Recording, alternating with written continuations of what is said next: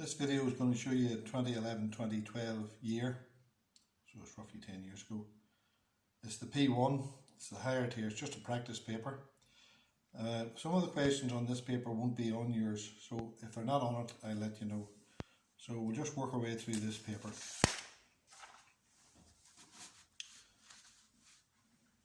So we'll start with just the first question here. So it says, name the particles that are together in the nucleus of an atom. So we're looking for protons and neutrons. Again, you should be given full sentences.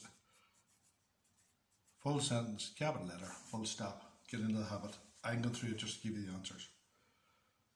An atom has an atomic number 3 and a mass number 7. So remember, cross zebra. What does this tell you about the particles that make up the nucleus? So there's 3 protons and 4 neutrons. Remember, that gives you the number of neutrons, that gives you the number of nucleons, protons and neutrons, number of protons and neutrons. So it's got 3 protons, 7 nucleons, so it's 3 protons and 4 neutrons. Again, full sentence. A beta emitting source is placed 5 centimeters from a detector as shown in the diagram below. The radioactive source is surrounded by a substance X on all sides, except for a narrow opening on the right. So this is going to let a beam of these beta particles. And remember, a beta particle, not E minus 1. Name the substance surrounding the source. So this is a lead castle, so it's lead, Pb. Give 2 reasons why the substance X is used. So lead is dense, it absorbs beta particles. And give 2 reasons why the substance is this way. The gap allows a beam of beta particles.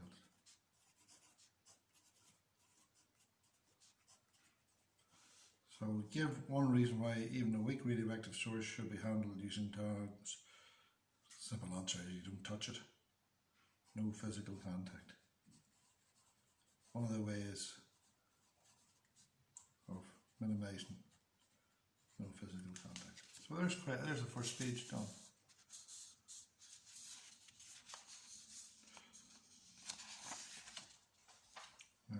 Just bear with me 1 second.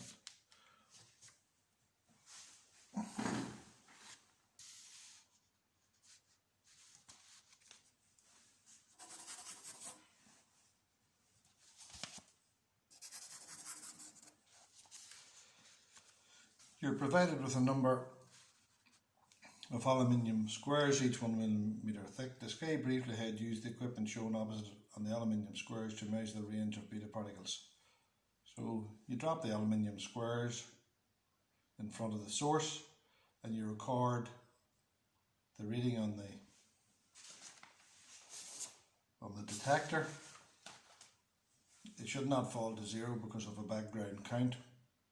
And that's about it. So again, you're looking 5 things. So you're going to drop each 1 millimeter thick square in front of the source. You're going to record, and you should find that it goes down to the background count when they're all absorbed. 5 marks for this. Full sentences, capital letters. It's up to you to learn how to do that.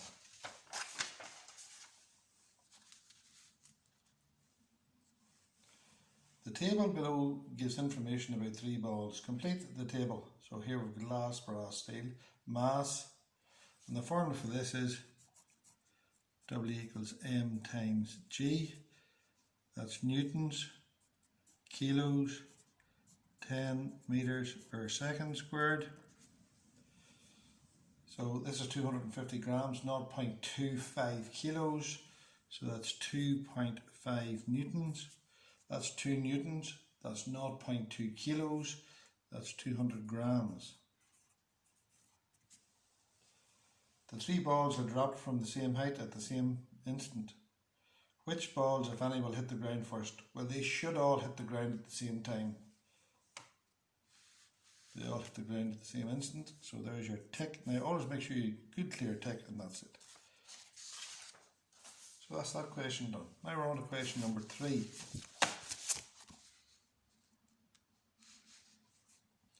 A mobile phone wastes 5 joules of energy. So there's your machine. Again, I'm trying to show you how to do these to get the full marks. I know there's 25 joules comes in. I know there's 20 joules useful. And it tells me there is 5 joules wasted. Fair enough. There's the machine. Find the useful output energy. Well, we could even put this diagram down here again. There's the machine. 25 comes in. Tells me 5's wasted. 5 is wasted. So there must be 20 joules useful. This is a conservation of energy. Energy cannot be created nor destroyed, but it can be changed from one form to another. So the efficiency. Remember, efficiency is energy out over energy in. So the efficiency is 20 over 25. Now you take the calculator.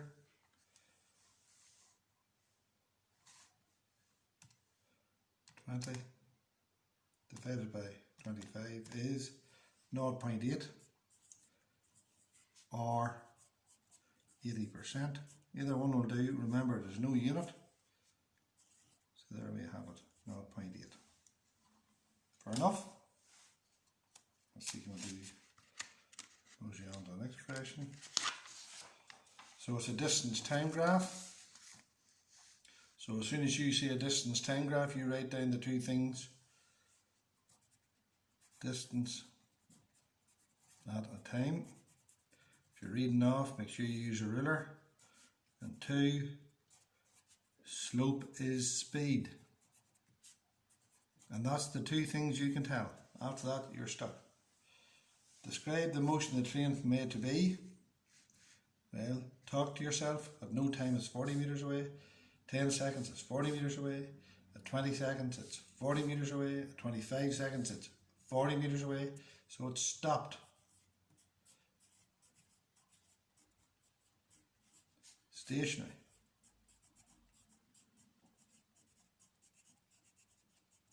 Now B to C. It's got a gradient. It's got a slope. Slope is speed, and it's a constant gradient, constant slope. So it's constant speed.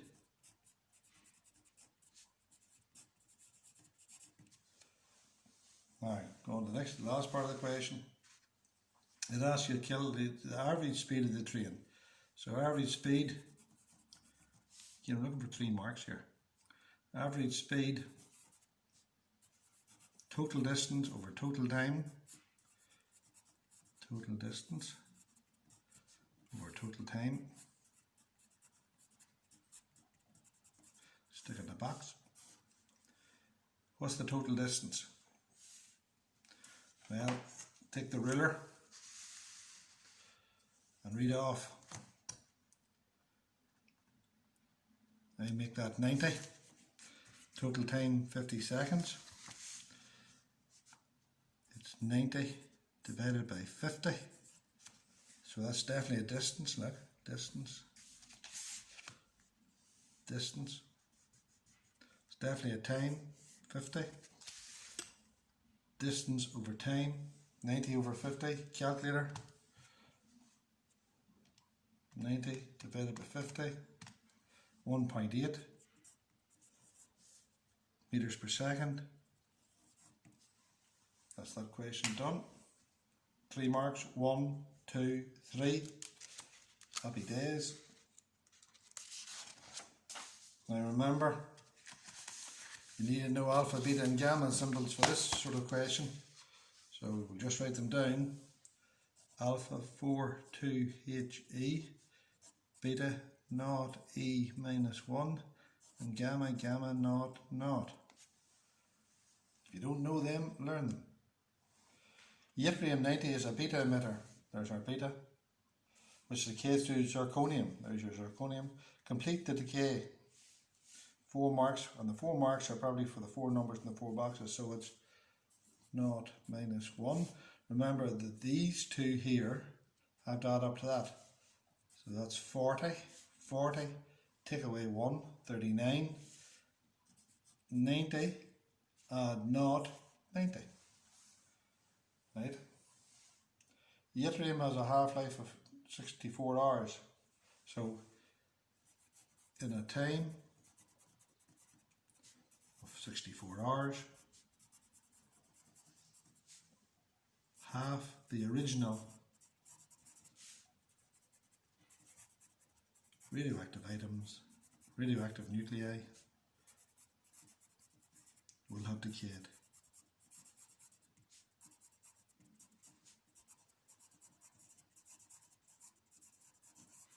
So radioactivity, half-life is the time taken for half the initial radioactive nuclei to decay. So on to the next question. It says a radioactive source contains 2 micrograms of yttrium 90. What mass of yttrium 90 remains after 192 hours? So always remember the old KISS routine. Keep it simple, stupid. So we're going to put mass, half-life, time. So we'll start off with 2 micrograms, 1, 0.5, a quarter, 0.125. Each time I'm halving it, 2, 1, a half of a half, quarter, half that. So many half-lives? No half-life, 1 half-life, 2 half-lives, 3 half-lives, 4 half-lives. Time, what was the time? 64 hours, so 0, 64, 128, 192, 182 hours. What mass? So the answer will be 0.25 micrograms. Start off with 2 micrograms, 1 half, quarter, eighth. No half-life, 1, 2, 3, 4 half-lives. The half-life time is 64 days. 1 half, 64, 128. Read off the table. There's your answer.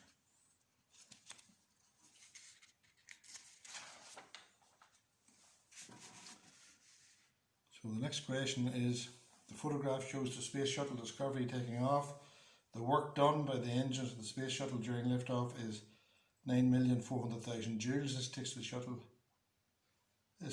the Space Shuttle 5 seconds. Calculate the average power generated by the engines. So we're looking for 3 marks again. Again, you need to know your formula. So power equals energy over time. 1 mark for that. So if you don't know it, well, you can't do the rest of the question and you don't get the mark. So power is 9,400,000 all over 5 seconds. Get the calculator. 9,400,000. 1,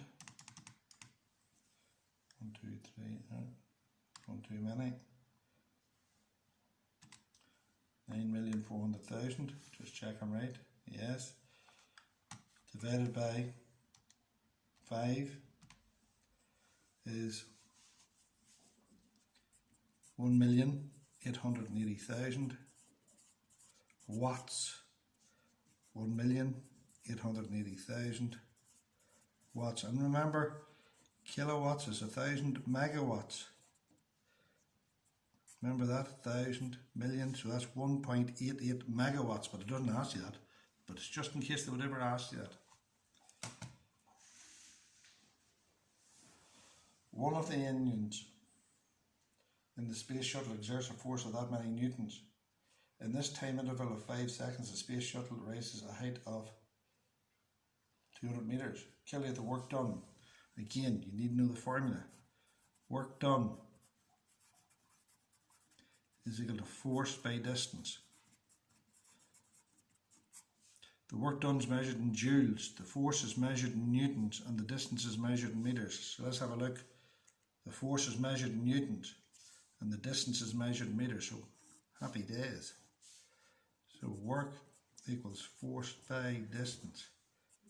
11,500 by 200.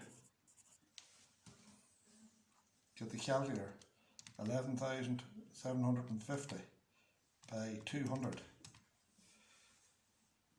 2,350,000 joules. Check it.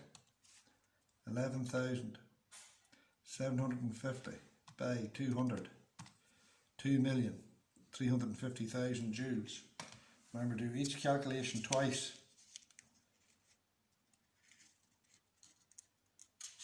You can do the next one. Now again, all the answers are on the sheet here.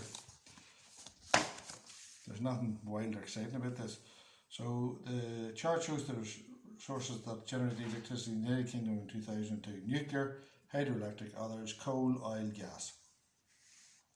So it says, which resource would have provided the lowest running cost?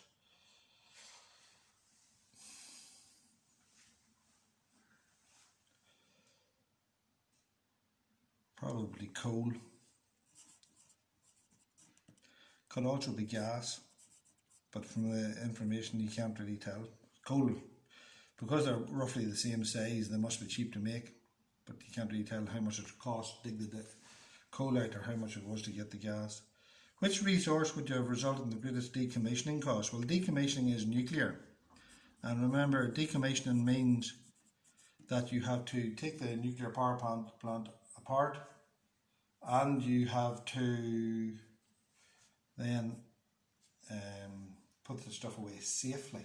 So to decommission means to break it up and to decommission all the parts safely. It is very expensive.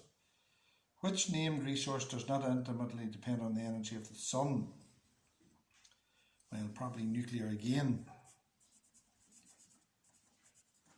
Name a renewable resource which could be included in the others. Well, we'll go for wind. Again, this is 2002, so there wouldn't have been much wind in 2002. Not like now, there's a lot of wind now in 2002. So that's a blank page, not a trick question. So now we're going to look at the next question, which is a velocity time graph. Again, how do you know it's a velocity time graph? It says velocity here, time. So there's the three things, and again, write them down. Velocity at a time. 2. Slope is acceleration. 3.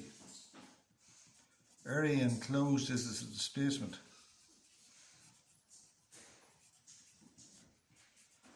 So those are the three things that they're going to ask, so you need to know them. It's the velocity in meters per second over time in seconds. The toy car has a mass of 500 grams. Now remember, that's 0.5 kilograms. Calculate the maximum momentum. Don't need to do it. Momentum's not on our course. On to question number 9. Nuclear fission. Now fission is the heavy splitting into the two light or nuclei. Remember, you have to know this. You were told to learn it the first day and you still may not know it. Fusion is the joining, the fusing together of two light nuclei, and they both release a large amount of energy. Which one are the source energy of the stars? Well, that's the fusion. Now again, the word's written up above, so you make sure you have it written down properly. Look, see that? What important peaceful use is made of the other process? And that there is nuclear energy, nuclear generation of electricity.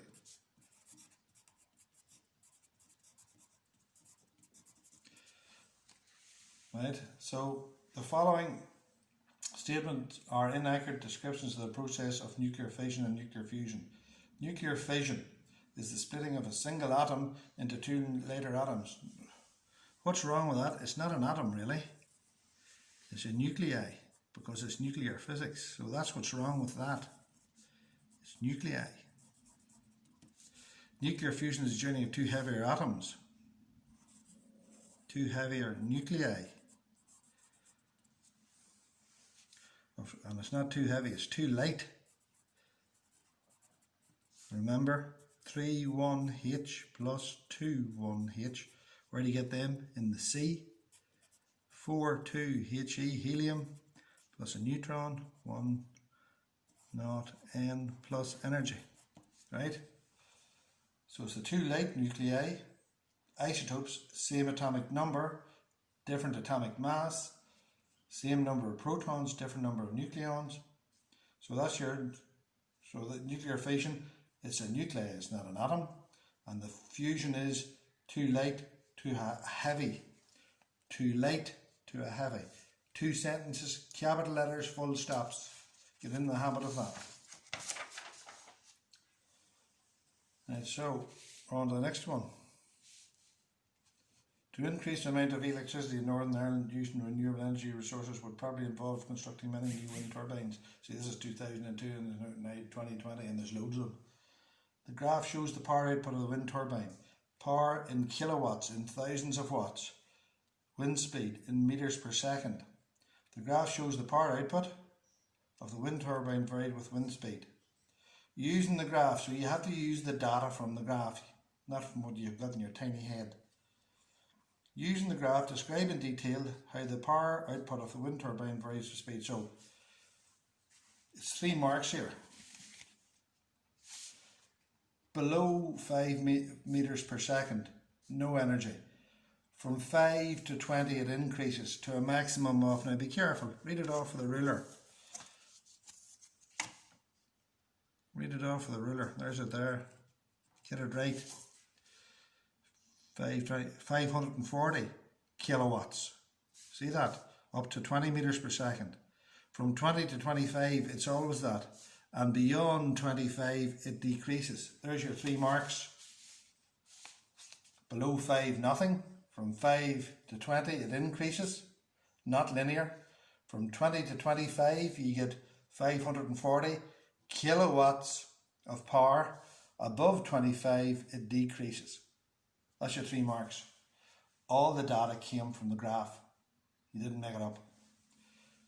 So, state one disadvantage of using wind turbines to generate a high proportion of electricity used in Northern Ireland. Well, when there's no wind, you have no electricity.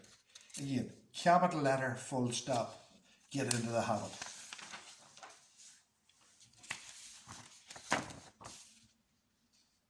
Here we have Scarlet running around the corner. Circular race tag at a constant speed of 4 meters. Explain why velocity. Now remember velocity. Well, it's a vector. And the vector is important to 2 things. Size, if you're upmark it. The word for that is magnitude. And that one is direction. So, Scarlet's direction is tangential. So, the direction is changing.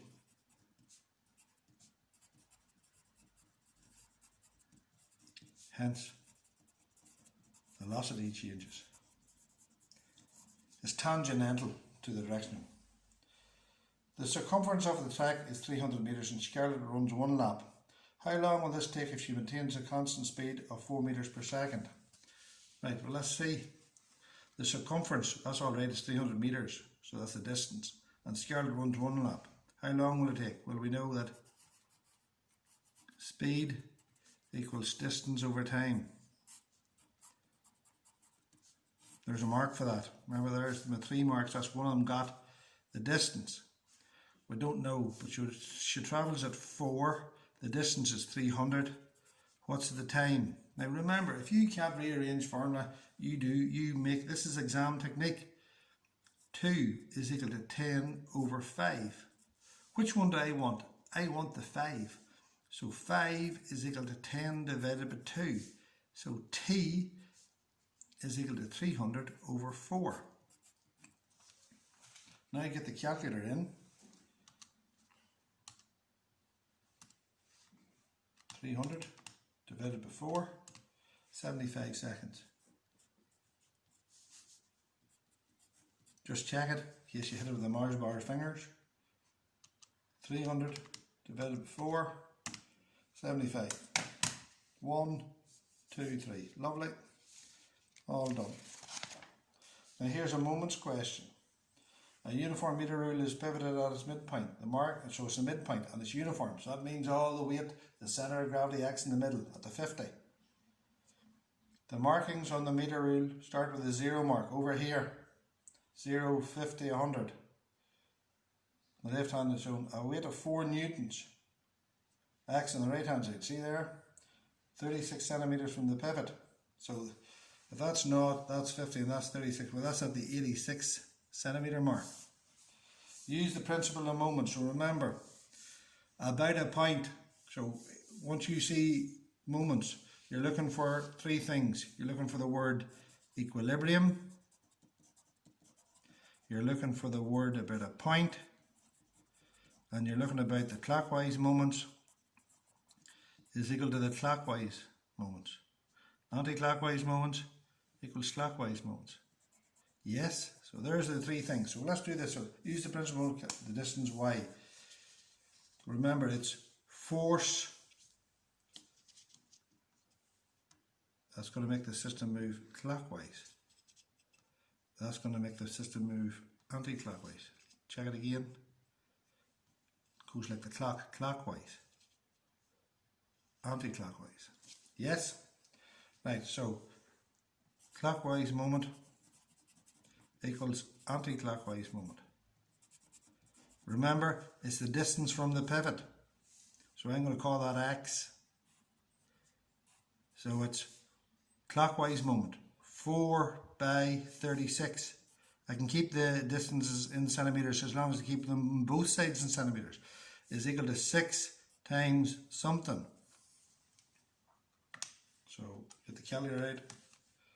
4 by 36. 144 is equal to 6 times something. Remember, 2 is equal to 3 by, oh, make that 6. 6 is equal to 2 by 3. 6 is equal to 3 by 2. 6 divided by 3 is 2. 144 divided by 6 is question mark. 144 divided by 6, 24. 24. So that distance, don't fall for the howler. Remember that slippy examiner. That's 24. What did he or she want? See, couldn't ask the question nice. Slippy. See what I mean? Slippy. So that's 26 centimetres.